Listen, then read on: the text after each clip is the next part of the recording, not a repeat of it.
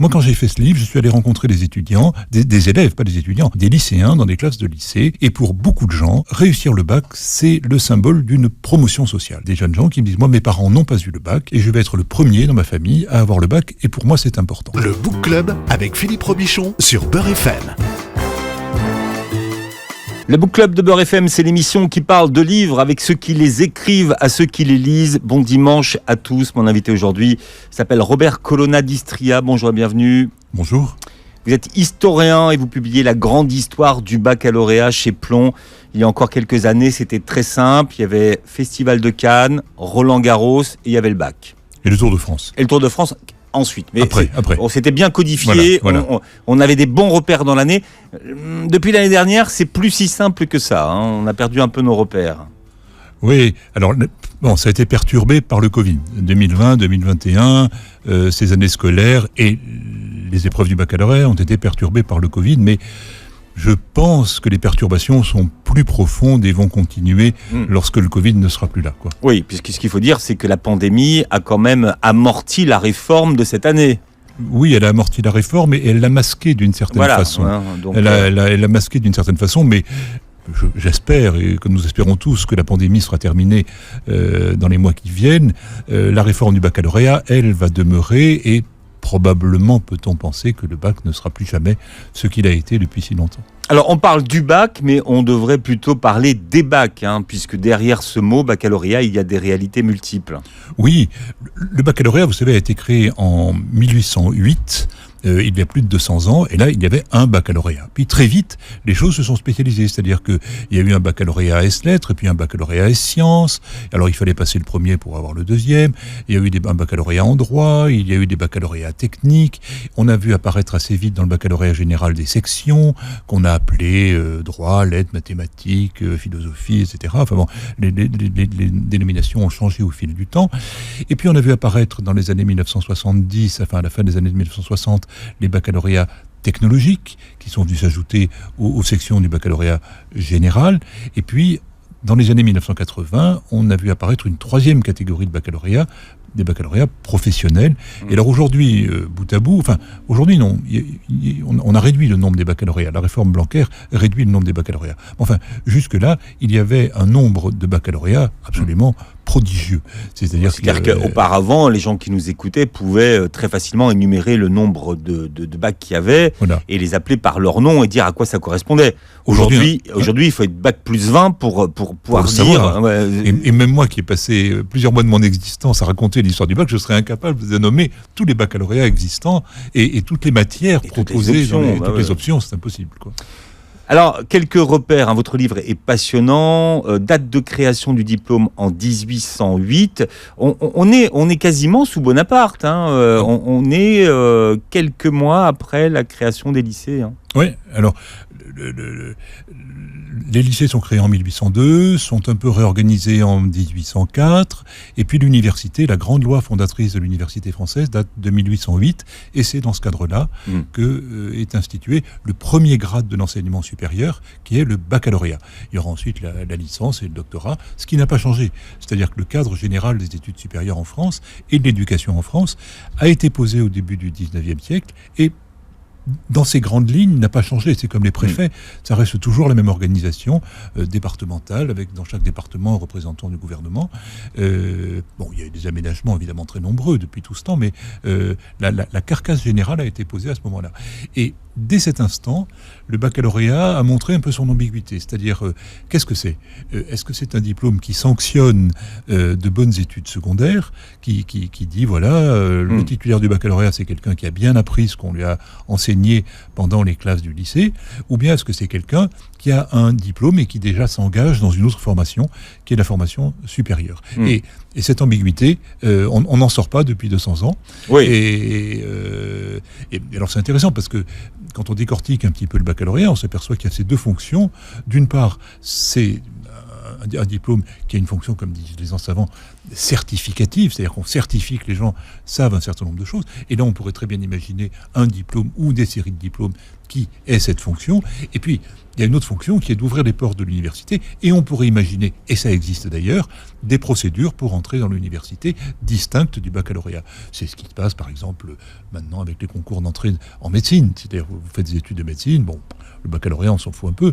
La vraie sélection... on s'en fout un peu, il le faut. Sauf que si vous n'avez pas le bac, vous ne pouvez pas y accéder. Vous ne pouvez pas y accéder. Mais vous y accédez, et à la fin de la première année, vous avez un concours où 90% des gens sont éliminés. C'est-à-dire que la vraie sélection pour entrer dans les études de médecine, ce n'est pas le baccalauréat, c'est le concours à la fin de la première année de médecine. Alors, retour en 1808, première année du baccalauréat. C'est quel mois? Est-ce que vous avez une idée du mois où on le passe? Alors, ça ne s'est pas passé. Les premières années, il y avait 2-3 sessions par an. À des dates, en général, c'était l'été.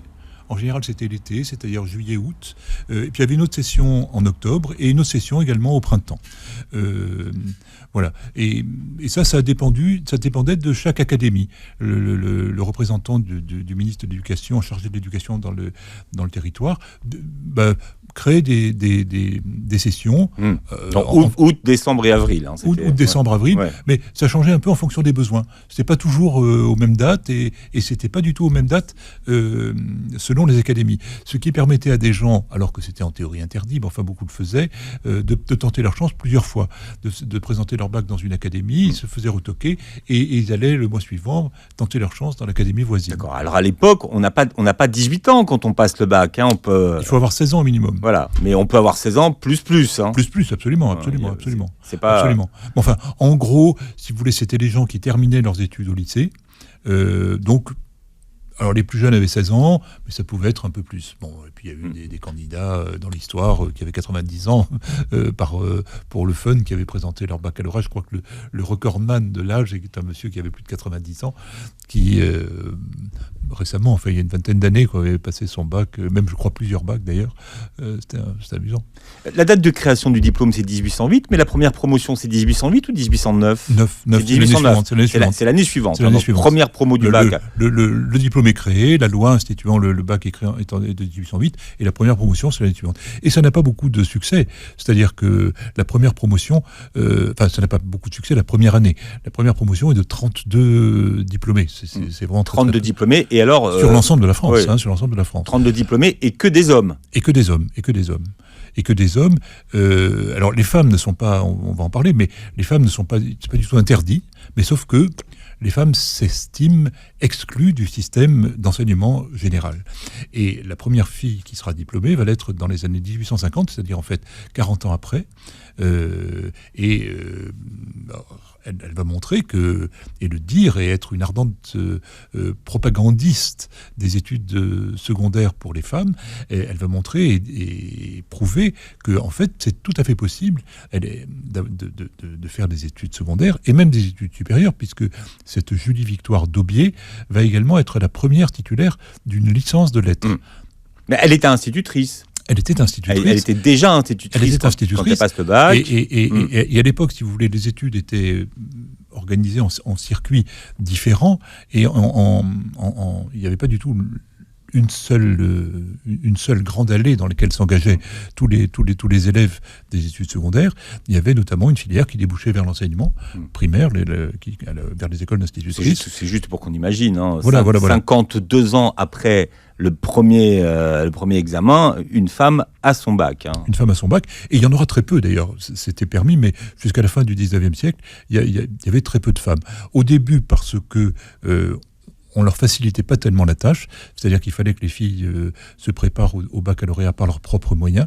Cette Julie Victoire Daubier a été préparée au bac par son frère, qui était lui-même prof de latin, donc qui était prof, donc qui a pu un peu l'aider. Et pendant longtemps, il y avait un système de formation pour les filles, mais qui ne préparait pas à toutes les épreuves du baccalauréat. Donc il fallait que les filles se préparent par leurs propres moyens, soit en famille, si elle connaissait quelqu'un, soit en allant s'inscrire dans des préparations en général privées, qui apportaient les matières complémentaires à l'enseignement qui étaient dispensées dans les établissements publics. Mais jusque... Et les boîtes à bac. Oui, les boîtes à bac. Mais qui ont survécu longtemps après. Hein. Et qui ont survécu longtemps après, et qui existent plus ou moins encore maintenant, mais qui ne concernaient pas que les filles, qui concernaient également les cours privés. Les cours privés, les boîtes à bac.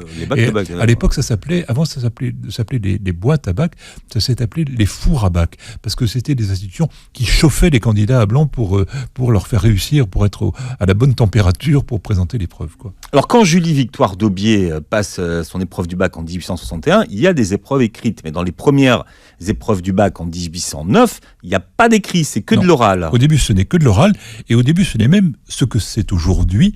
Au début, ce n'est même qu'un grand oral.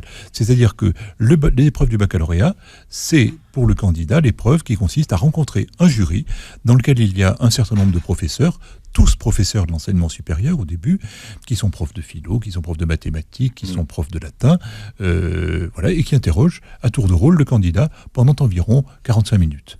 Et puis les gens votent. Alors ils vont voter d'abord en donnant des avis favorables, défavorables, neutres, etc. Et ensuite ces avis vont s'exprimer par des boules. C'est-à-dire que les gens... Boules de couleur. Alors ça, c'est passionnant. Voilà. Racontez-nous. Voilà, c'est-à-dire qu'au lieu de voter à main levée d'une façon ou d'une autre, les gens votent avec des boules. Alors, la boule noire, c'est on ne veut pas du candidat. La boule blanche, bravo, il est élu. Et la boule rouge, on émet des réserves, quoi. Voilà. Et alors, il fallait avoir une majorité de boules blanches. Et pendant longtemps, c'est ainsi que les jurys se sont exprimés. Ensuite, beaucoup plus tard... Alors, il y a une légende qui dit que c'est l'origine de la création de l'expression « black boulé ». Voilà. Et vous rajoutez même peut-être avoir les boules. Mais si on avait les bonnes boules, ça veut dire qu'on avait eu le bac. Voilà, mais si on avait les mauvaises boules, ça veut dire voilà.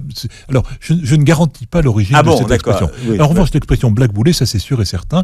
C'était être black boulé, ça veut dire avoir une majorité de boules black, de boules noires. Voilà. Et alors, ça veut dire que vous aviez été retoqué. Que vous aviez été retoqué, voilà. Absolument. Vous n'avez pas eu le bac, black boulé. Avoir des boules noires, quoi. Vous avez des boules black. Enfin, voilà. Et l'expression, donc, c'est une espèce de périphrase que les gens ont inventée au XIXe siècle pour exprimer leur refus. Parce que le baccalauréat, en fait, c'était également calqué pour cette mode d'évaluation des élèves sur des procédures d'admission dans toute une série de clubs ou d'institutions relativement fermées où on n'était admis que sur le vote des gens qui y étaient déjà. Et ce vote se faisait avec des boules blanches, noires, ou rouges éventuellement. Et alors, quand on avait une majorité de boules noires, ça veut dire qu'on était refusé, on était black boulé. Voilà. Et c'est intéressant parce que, je raconte ça parce que le bac apparaît au XIXe siècle comme une procédure d'entrée un peu dans un club, dans le club des gens qui ont des situations aisées, dans le club de la bourgeoisie, dans le club des gens qui ont des situations faciles et qui ont des perspectives heureuses dans l'existence. Et pendant tout le XIXe siècle, et ça va être le cas à peu près jusqu'à la guerre de 1940, le baccalauréat est la garantie d'entrer dans un monde relativement facile. De changer de vie. De changer de vie. Voilà. De changer de vie. On avait le bac, on changeait de vie. On changeait de vie. On faisait partie du club, on avait sa carte. On avait son club, on faisait partie du club et on avait sa carte de membre voilà. Et alors, ce qu'on sait sur cette première session du bac en 1809, c'est que c'était collectif. Oui, alors pendant très longtemps, les candidats étaient examinés de façon collective, donc on les faisait entrer, et alors les gens répondaient comme ça, et puis les juristes faisaient une opinion sur les uns sur les autres. C'était un peu bricolé, c'était un peu archaïque par rapport à ce qu'on a connu par la suite, mais bon.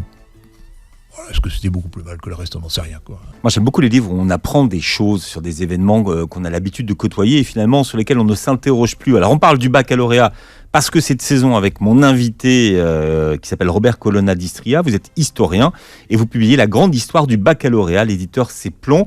C'est un livre de quoi? De journaliste, de romancier ou d'écrivain? Ce n'est pas un livre de romancier. Ou d'historien, pardon, je voulais dire. Non, c'est d'abord un livre d'historien. Voilà, c'est d'abord un livre d'historien, c'est-à-dire que je raconte l'histoire du baccalauréat et tout ce que je raconte est vraiment strictement exact. Je n'invente rien. Cependant, j'essaye de voir à travers cette histoire du baccalauréat quel a été l'impact de ce diplôme au fil du temps. Quel a été l'impact de ce diplôme sur la société française. sur la société française, sur les jeunes, sur les moins jeunes, sur les candidats au bac, sur les anciens bacheliers, sur comment est-ce qu'on traite le baccalauréat aussi dans la littérature, dans le cinéma, quelle place accorde-t-on au baccalauréat selon les périodes, selon les régions, selon les catégories sociales, selon toute une série de critères. Et pour ça, alors peut-être, est-ce que je mobilise des qualités qui sont peut-être davantage du domaine du roman, enfin bien que je ne sois pas romancier, plutôt que de l'histoire pure et dure, quoi. Et vous dites que peu d'historiens aujourd'hui se sont penchés sur les copies du bac et ont travaillé sur ce matériau des copies du bac. Pour mémoire, elles sont archivées combien de temps ? Et est-ce que toutes les copies des bacheliers sont archivées ? Non. Alors, elles l'ont été pendant longtemps, quand il n'y avait pas beaucoup de monde. Elles étaient archivées, je ne sais pas combien de temps, mais enfin, elles étaient archivées un bon moment et faisaient partie vraiment des archives du ministère de l'Éducation nationale. Aujourd'hui, n'en sont conservées de ces copies qu'un échantillon. C'est-à-dire que, et pendant un certain temps, que je raconte les délais de conservation des copies.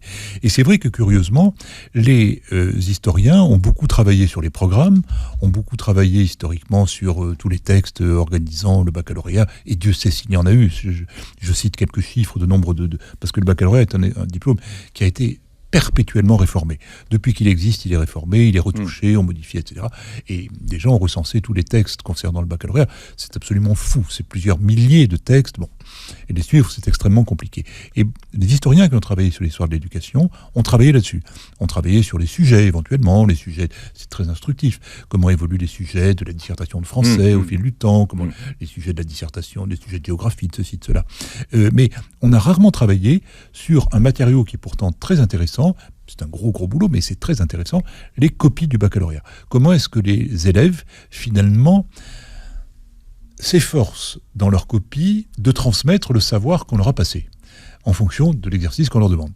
Et c'est assez intéressant, parce que ça c'est très révélateur, à un moment donné, des efforts pédagogiques qui sont faits en amont, et ça, c'est très peu fait. C'est très peu fait. Alors, ce qui est intéressant, et quand on regarde et qu'on prend du recul sur votre livre, aujourd'hui on parle toujours de la question d'orthographe, on dit oui, mais de toute façon les jeunes générations, ils ne savent pas écrire.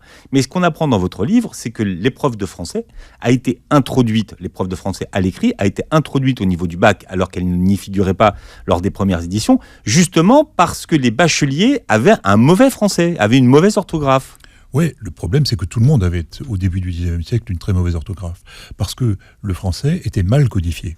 Le français n'a fait l'objet d'efforts de codification rigoureux qu'au XIXe siècle, en gros. C'est-à-dire que le premier manuel, par exemple, de conjugaison apparaît dans les années, je crois, 1830, un truc comme ça, quoi.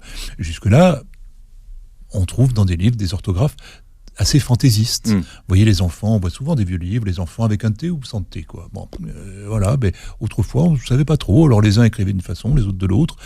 Bon, puis jusqu'à ce qu'on arrive en disant, les enfants, ça va être comme ça, avec un T. Bon.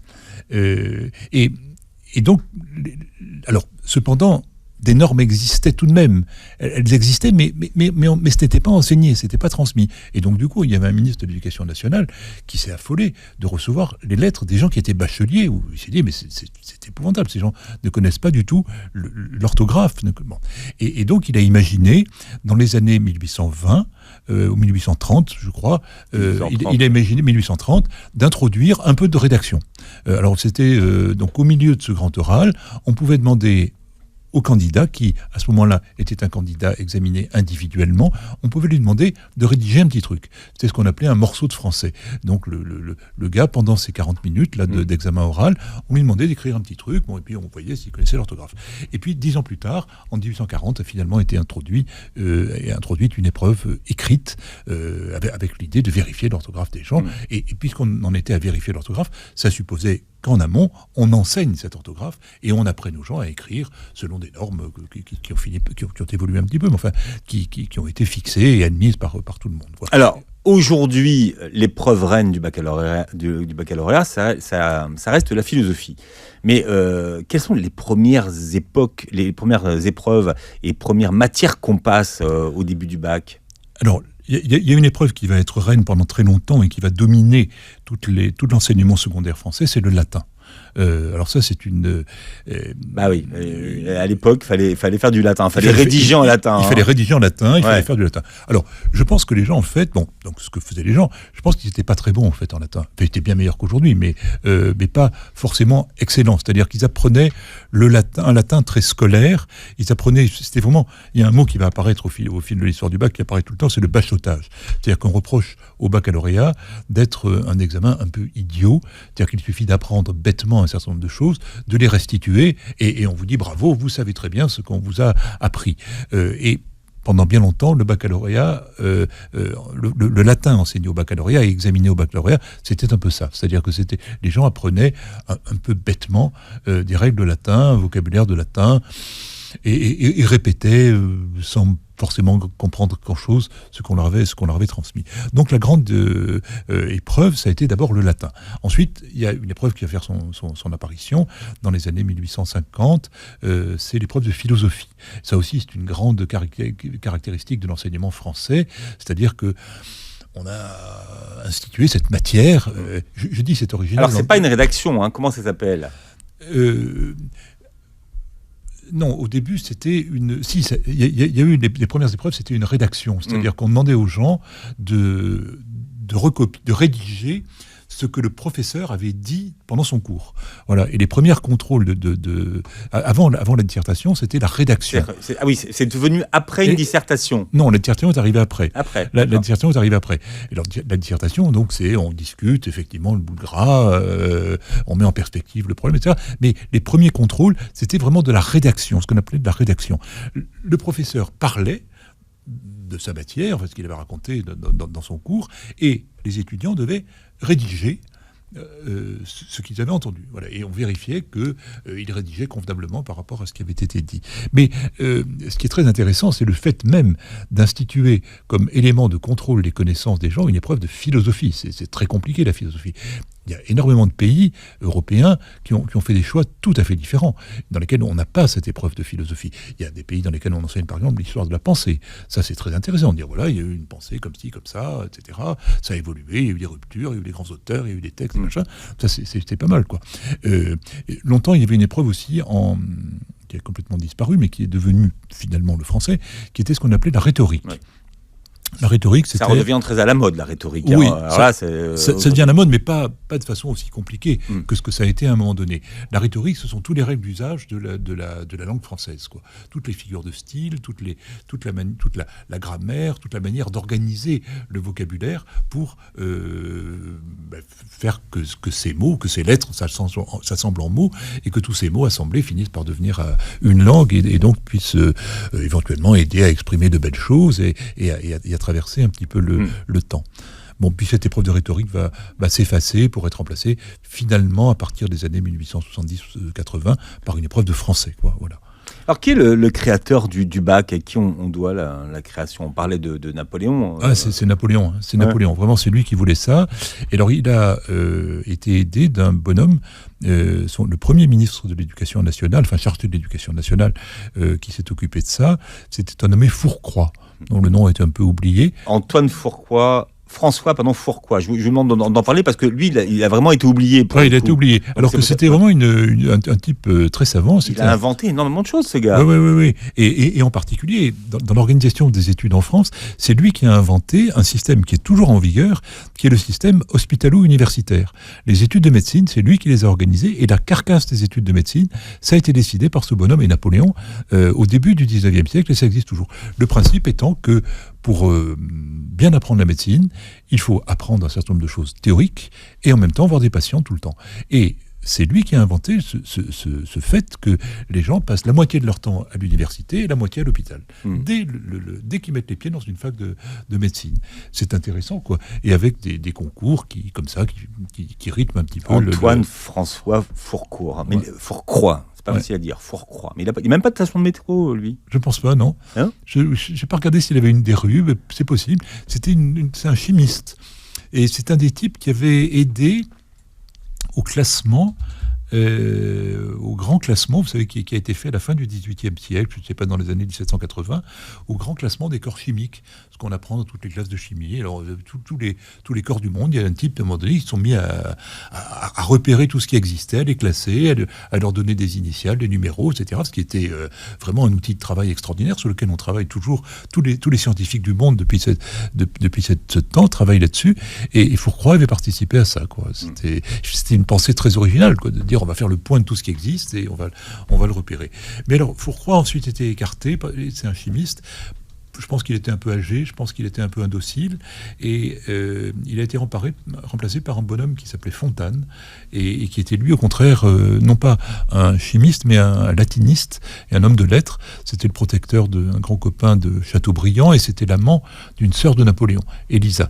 Et donc il est devenu ministre, enfin l'équivalent, on disait grand maître de l'université, pendant quelques années, et voilà. Et alors, Napoléon voulait maintenir à peu près l'équilibre entre les études scientifiques et les études de lettres, et Fontane a fait pencher un petit peu la balance du côté des études de lettres. Voilà. Ce que Napoléon lui a reproché, et il lui a reproché d'avoir un peu torpillé, pour faire vite, le système qu'il avait mis sur pied. Mais c'est vraiment la pensée de Napoléon. Fourcroy disait, je le raconte enfin dans mon livre, quand il sortait des séances de travail avec Napoléon, des séances de travail qui duraient 10 heures, c'est absolument incroyable. Fourcroy, qui était encore une fois, qui était une tronche, qui était un intello. Il était infatigable, Napoléon. Oui, il dormait peu, très peu. Et cet homme-là me tue. Il dormait encore moins que Macron. Cet homme-là me tue, quoi. C'était terrible, quoi. Et il a pensé à tout, au statut des profs, et c'est marrant parce que tout le statut des universitaires, tout le statut des enseignants date de cette époque-là, et a été vraiment pensé par Napoléon, et avec l'idée justement que ça dure, quoi. Napoléon disait il faut créer un corps, parce qu'un corps ne meurt pas, un corps dure. Effectivement, le corps des universitaires, ça existe depuis ce temps-là, quoi, et ça prouve sa vitalité, au rythme parfois de se replier un peu sur soi. Mais ça, c'est le problème de tous les corps, quoi. Il faut aussi s'aérer, s'oxygéner, quoi. Le baccalauréat à l'honneur ce matin dans le Book Club jusqu'à 13h avec mon invité qui s'appelle Robert Colonna d'Israël, est historien, et il publie La grande histoire du baccalauréat. L'éditeur, c'est Plomb. D'ailleurs, le grand cuisinier Paul Bocuse avait 2 bacs, hein. Oui, un bac pour les eaux froides et un bac pour les eaux grasses. Voilà. Alors, ça peut paraître quelque chose, mais pendant presque un siècle, on parlait des 2 bacs. Oui, parce qu'à un moment donné, les épreuves du baccalauréat ont été subdivisées. Les unes étaient passées à la fin de la classe dite de rhétorique, en gros, l'équivalent de la classe de première, et les autres épreuves étaient passées à la fin de la classe de philosophie. Alors on parlait comme ça, l'usage est apparu de parler du premier et du deuxième bac. Ce système a duré jusque dans les années, une centaine d'années à peu près, enfin un petit peu moins, jusqu'à la fin des années 1960. Et d'ailleurs, les épreuves anticipées de français, qui ont été instituées à cette époque-là, à la fin des années 1960, sont un vestige de ces 2 baccalauréats. Enfin, je mets des guillemets aux 2 baccalauréats, mais c'est comme ça que les gens en parlaient. Le premier bac, le deuxième bac. Et un certain nombre de gens... La génération de mes grands-parents avait ces 2 bacs. On avait les 2 bacs, et quelques personnes n'en ont eu qu'un. Quelques personnes n'en ont eu qu'un. Un type comme Malraux, par exemple, avait son premier bac, et puis il n'a jamais eu le deuxième. Voilà, ce qui n'a pas empêché, 10 ans après, d'avoir de la culture, d'ailleurs. D'avoir le prix Goncourt, et un peu plus tard d'être ministre de la Culture, quoi. Voilà. Comme René Monory, mais René Monory n'en a eu aucun. Lui, il n'en a eu aucun. Non, lui, il n'en a eu aucun. Non. Des gens qui n'en ont eu aucun, il y en a quelques-uns. Enfin, c'est une... J'en dresse la liste, pas des exhaustifs, c'est sympathique. Ouais, ça, c'est assez... bon, ça, c'est intéressant. Il y a des Guitry l'a pas eu. Henri Troya, dont on n'imagine pas qu'ils aient pas eu le bac. Hein. Ouais. Donc, ce qui veut dire qu'on pouvait aussi réussir sans le bac, mais à une époque où c'était plutôt compliqué de réussir sans le bac. Hein. Oui. Mais aujourd'hui encore, il y a quelques personnes qui n'ont pas le bac. Le maire de Nice n'a pas son bac. Christian Estrosi. Monsieur Debré, qui a été président du Conseil constitutionnel, ministre. Jean-Louis Debré l'a pas. Jean-Louis Debré ne l'a pas, curieusement. Il n'a pas passé son bac. Il a fait des études de droit en passant une capacité en droit. Et voilà, alors qu'il était dans un milieu où tout le monde avait son bac, quoi. Enfin, la famille Debré, c'était pas... Mais curieusement, il était très brillant. Il y a quelques personnes comme ça qui passent devant, qui ont passé par des chemins un peu peu inhabituel, quoi. Bon, sans parler de tous les gens dans le monde du spectacle, où là, il y a beaucoup de personnes ou des sportifs, évidemment, mais ça, c'est pas étonnant, parce qu'on leur demande de réussir dans des domaines qui sont pas forcément ceux requis par les épreuves du baccalauréat, quoi. Alors, on va écouter une chanson de 1992 de Michel Sardou, non pas que j'avais très envie d'écouter Michel Sardou, mais parce qu'elle traite d'un sujet qui s'appelle le bac G. Alors pareil, le bac G, ça fait partie d'une anomalie, un bac qui a existé, qu'on a peut-être oublié, mais qui n'existe plus aujourd'hui.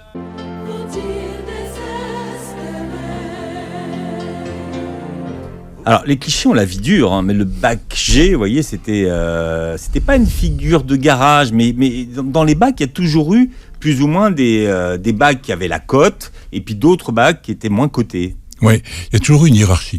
Il y a toujours eu les bons bacs et les bacs moins bien, et il y a toujours eu les bacs qu'il fallait avoir. C'était les bacs du tertiaire, hein, pour ceux qui nous écoutent et qui n'ont pas connu les bacs G. Bon, maintenant. Oui. Alors il y avait le bac général, donc il y avait 3 sections principales, 4, enfin A, B, C, D. A, c'était les sections littéraires et qui se subdivisaient en un certain nombre, A1, A2, A3, etc.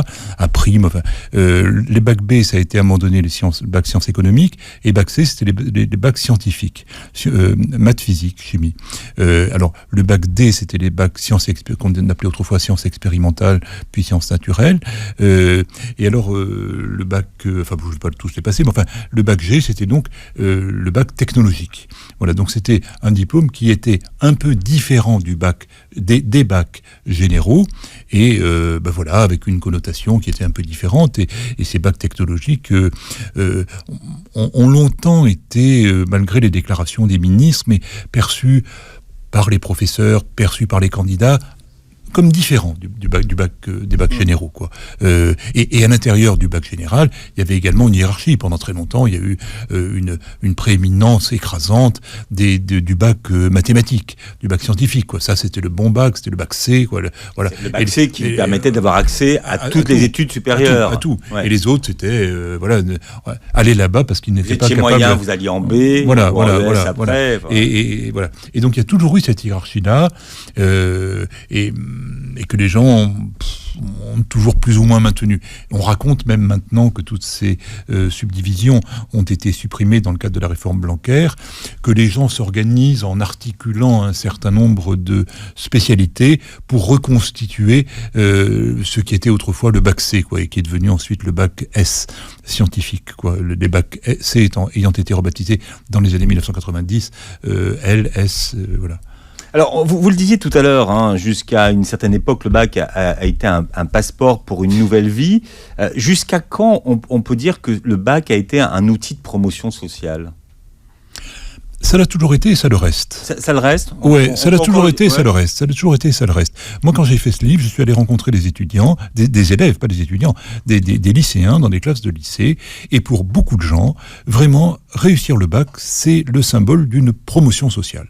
Et des jeunes gens qui me disent, moi, mes parents n'ont pas eu le bac et je vais être le premier dans ma famille à avoir le bac. Et pour moi, c'est important. Et les parents voulaient. Et les parents, et poussés par les parents. Poussés par les parents. Et donc, cette démarche-là, qui dans le fond a existé, je raconte mon expérience de ma petite famille à la fin du 19e siècle. Alors vous allez jusqu'à vos arrière-grands-parents, hein. Jusqu'aux arrière-grands-parents, moi j'ai pas trouvé, quoi. Ouais. J'ai des arrière-grands-parents, je crois que j'en ai trouvé 2 qui avaient le bac, sur 8, quoi, c'est pas beaucoup. Les grands-parents, il y en avait 3 sur 4. Mais donc je racontais ça. Mais ça, c'était des gens qui étaient poussés. Si on voulait s'en sortir, si on voulait faire quelque chose, il fallait avoir le bac. Et aujourd'hui, c'est la même chose. C'est-à-dire que les gens ont la même perception du baccalauréat. Pour les gens qui sont dans le feu de l'action, avoir le bac, c'est important. Et autre chose, depuis très longtemps, cet outil de promotion sociale est également perçu par les bacheliers comme étant quelquefois une tromperie. Je cite abondamment le roman d'un type qu'on a un petit peu oublié aujourd'hui, qui s'appelait Jules Vallès, et qui a écrit un livre qui s'appelait Le Bachelier, dans les années 1880. Et il raconte la vie, c'est un peu autobiographique, il raconte la vie d'un jeune homme qui a eu son bac et qui crève de faim. Et ça, c'était aussi une réalité, et c'est une réalité qui apparaît au fur et à mesure que se développe le baccalauréat. Et donc, si vous voulez, aujourd'hui, on a l'air de dire le baccalauréat est une tromperie, le baccalauréat ne vaut plus rien, le baccalauréat, tout le monde l'a. Oui, on est toujours en train de discuter sur la valeur du bac aujourd'hui, avec cette idée que finalement, aujourd'hui, le bac, ça ne vaudrait plus rien. Mais ce n'est pas vrai. Ce n'est pas vrai. C'est-à-dire que ça vaut. C'est vrai d'une certaine façon, mais c'était vrai également il y a 100 ans. Pour ce pauvre Jules Vallès qui raconte son expérience, il a son bac en 1880 ou un peu avant, je ne sais plus exactement les années, c'était dans ces eaux-là. Il dédie son livre à tous ceux qui sont nourris de grec et de latin et qui crèvent de faim. Et c'est intéressant parce que c'est le bac.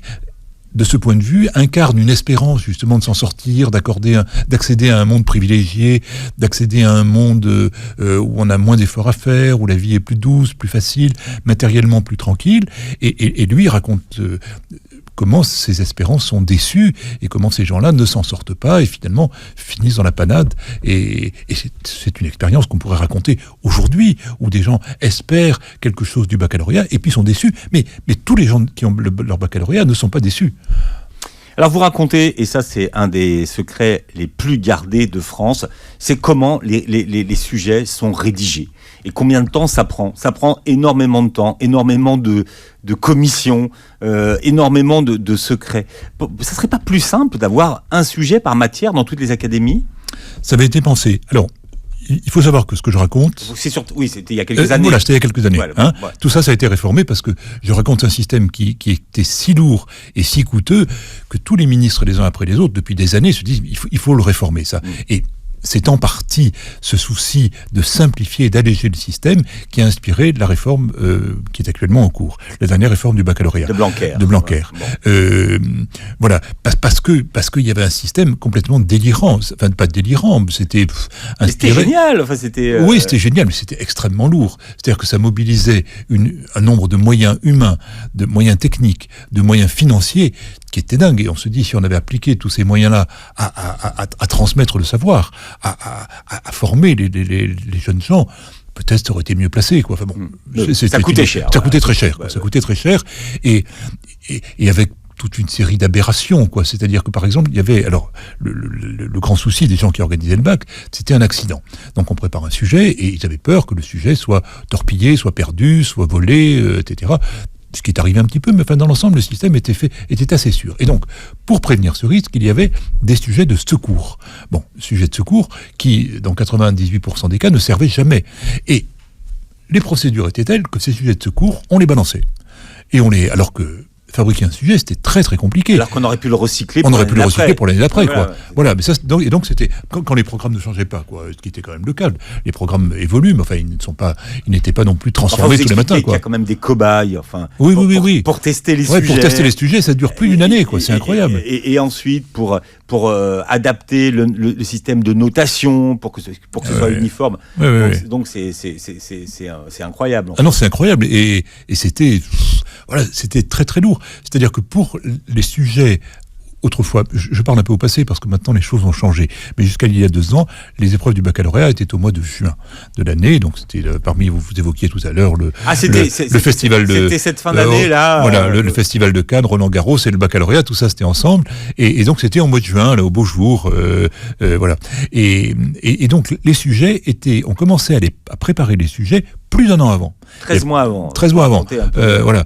Et 13 mois avant, on mobilisait donc des profs qui d'abord cherchaient les sujets, on fabriquait ces sujets, il y avait des commissions qui validaient les sujets. Une fois que les sujets étaient validés, on soumettait ce sujet à des candidats bidons qui étaient des cobayes, qui étaient en fait des enseignants, pour s'assurer que vraiment dans le libellé du truc, il n'y avait pas un piège, il n'y avait pas des insuffisances, il n'y avait pas des manques, il n'y avait pas etc. Et puis il y avait une deuxième vague de vérification, enfin tout ça, de nouveau des commissions qui validaient tout ça, c'était extraordinairement lourd et ça prenait des mois et des mois.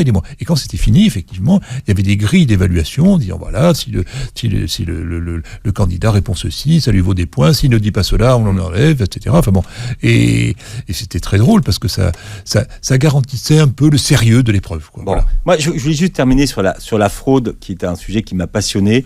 Bon, on a fraudé de tout temps, hein, elle a toujours existé. Vous la minimisez pas un petit peu, la fraude ? Moi, je ne la minimise pas, mais les services de l'éducation nationale, oui, certainement.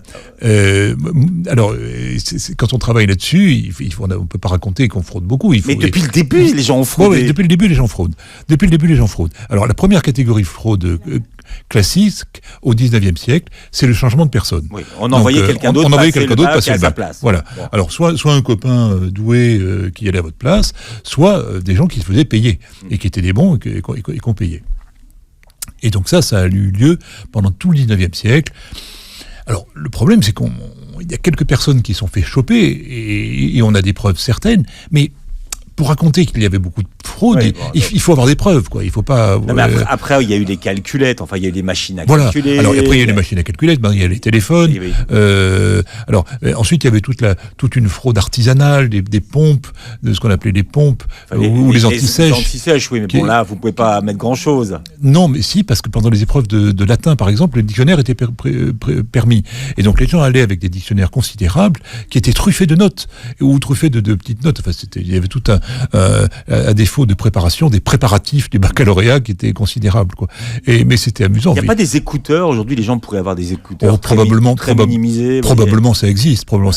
Dans des lunettes, dans des appareils auditifs, dans les ceintures, enfin, très certainement. Les moyens ou dans des stylos, enfin, dans les moyens de communication un peu sophistiqués aujourd'hui permettent certainement la fraude. Mais comme les épreuves sont un petit peu moins strictes, il y a du contrôle continu, il y a une épreuve de grand oral, voilà, beaucoup de gens arrivent à l'épreuve en ayant souvent assez de points pour réussir leur bac. Donc l'enjeu est moindre.